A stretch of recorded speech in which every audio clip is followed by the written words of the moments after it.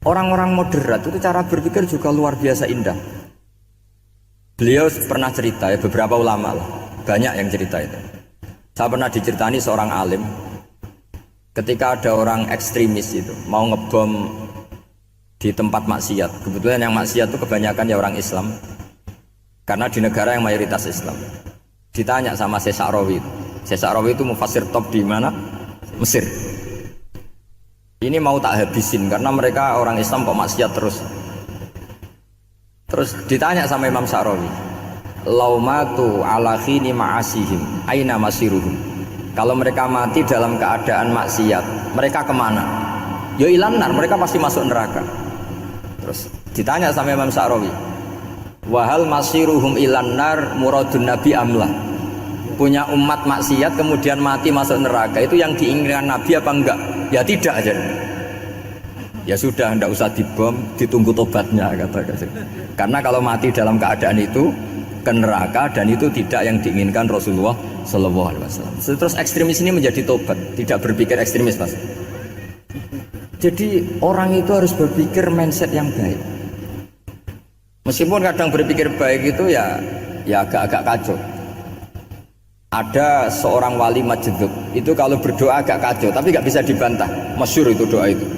Ini sekaligus ijazah, tapi kalau sebelum wali nggak boleh. Itu datang ke makamnya Rasulullah SAW. Terus doanya itu begini, ya Allah sekarang terserah engkau. Ya Allah sekarang terserah engkau. Jika saya kamu jadikan orang soleh, jika saya engkau jadikan orang soleh, maka surra habibuk, maka kekasihmu ini senang. Yang susah musuhmu yaitu setan. Tapi kalau engkau menjadikan saya orang fasik, maka yang susah kekasihmu, yang senang musuhmu. Jangan punya dua pilihan itu. Wah itu kan doa tapi kayak teror itu. Ya jadi berdoa di Raudhah.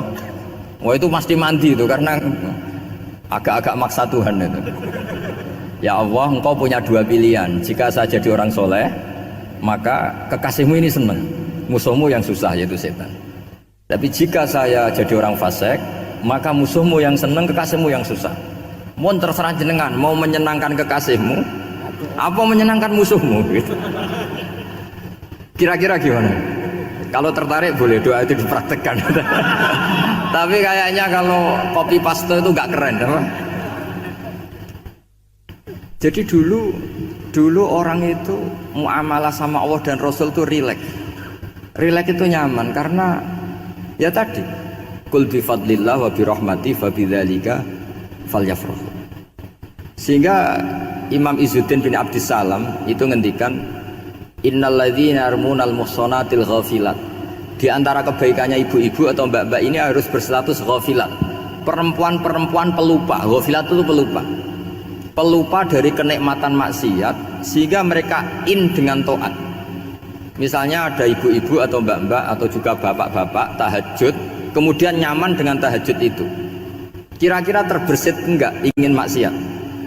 Enggak kan, karena sudah nyaman dengan tahajud, dengan taat. Maka dibutuhkan kenyamanan dalam beribadah. Sebab itu ala bidzikrillahi tatmainnul qulub.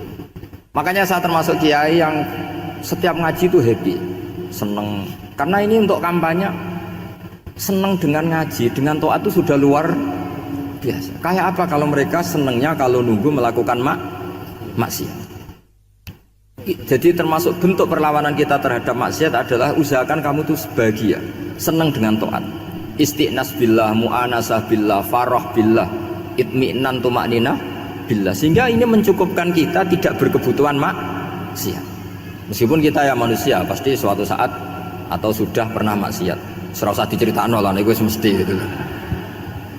Lah orang-orang dulu itu orang yang sukses mengelola bahagia ma Allah wa billah walillah. Sehingga wali-wali dulu itu jadi wali itu tidak mesti karena ibadahnya banyak, itu enggak. Mereka orang yang ibadahnya itu biasa sekali. Ulama-ulama dulu ibadahnya biasa sekali. Tapi qulubuhum ma Allah, hatinya itu ma Allah. Itu ada seorang wali itu jadi wali, Umar bin Abdul Aziz yang dikenal khamisul khulafa. Khamisul khulafa. Di luar khulafa ar-rasyidin 4, di antara yang soleh adalah siapa? Umar bin Abdul Aziz. itu ketika mau meninggal itu senangnya bukan main.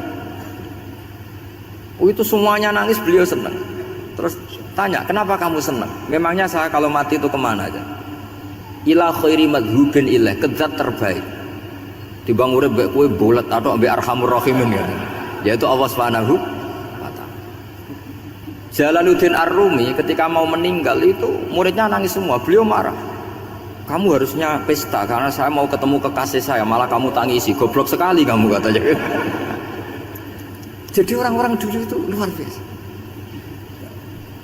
Karena tadi mereka tidak ingin ketemu Allah itu dianggap problem, harus sesuatu yang membahagiakan. Makanya wali-wali itu kalau berdoa begini, wa khairu ayyami yauman alqa kafih, dan jadikan hari terbaikku adalah hari ketika saya ketemu engkau ya. Pernah dengar doa itu? Wa khairu ayyami yauman alqa kafih, dan hari terbaikku adalah hari saat ketemu engkau. Aman kan enggak? Sampai mati ku wedi. Saya tidak tahu wedi dosa apa wedi Israel apa wedi malaikat siapa?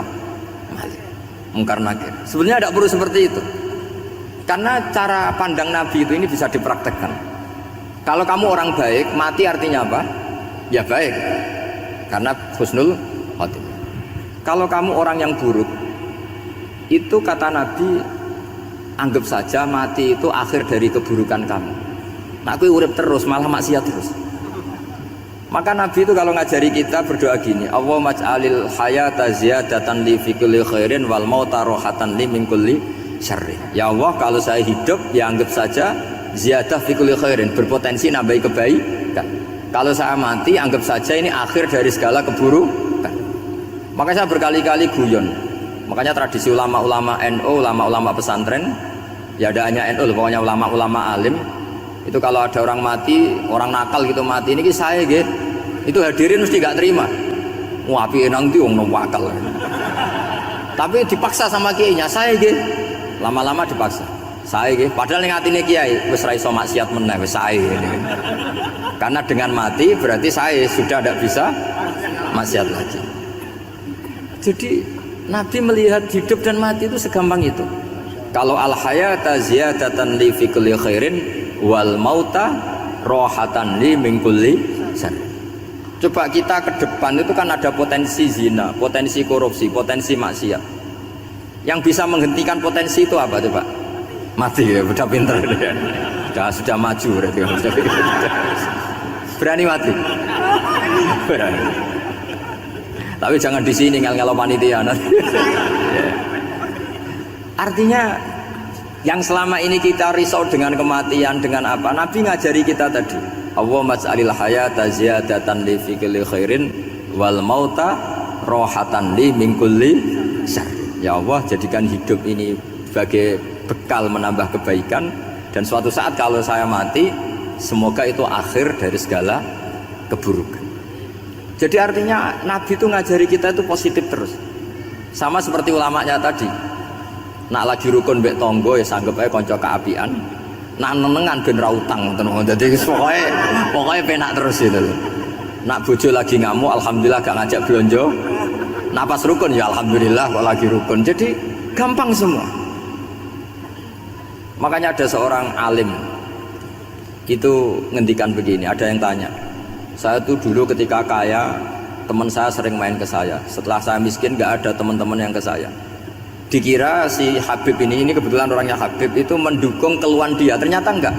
Si orang alim itu bilang gini, malah bagus tuh gitu, kowe wis melarat buruhe wong, ya sudah kamu miskin buruhnya orang lain, misalnya tukang manol di pasar atau tukang becak, kemudian teman-teman kamu datang malah kamu malu tuh jadi tontonan. Bagus kalau mereka lupa pas kamu miskin tidak ada yang lihat katanya.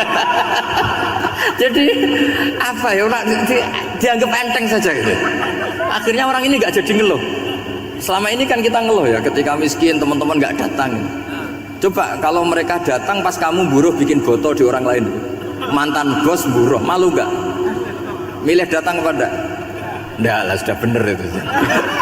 Jadi ulama dulu itu makanya sering baca biar tahu solusi hidup.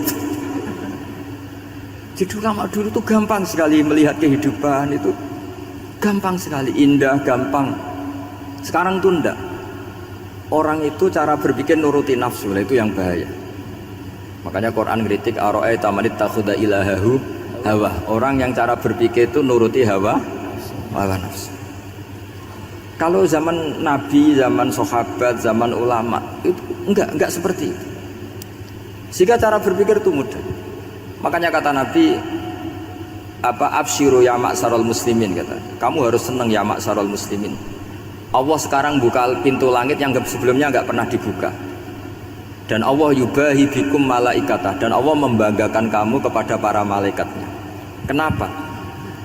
Umatnya Muhammad, umatnya Rasulullah Muhammad SAW itu kalau sampean kepengen mati setiap saat itu baik, itu resepnya gampang kata Nabi. Addu faridotan wantadzoru ukhra. Jadi Allah memberitahu, ya Muhammad, umatmu ini luar biasa. Jadi misalnya tadi kita sholat subuh, ditanya, Bahak kamu sekarang ngapain? Nunggu sholat duhur ya. Setelah sholat duhur ditanya lagi, nunggu apa asar? Sehingga faman kanat hijratuhu ila wa rasulih fa hijratuhu ila wahi. Jadi kalau ya sudah ini tak ijazahkan, kalau setelah sholat subuh nunggu apa? Duhur. Setelah duhur nunggu. Sehingga ketika kita mati itu statusnya penunggu sholat. Tapi kamu kan enggak miskin, kenapa? Penunggu kaya. Ya, itu enggak masuk surga itu. Penunggu kemapanan. Berarti kan menunggu sesuatu yang seleranya nafsu. Beda kalau penunggu sholat, berarti kamu di dunia menunggu ritual ibadah.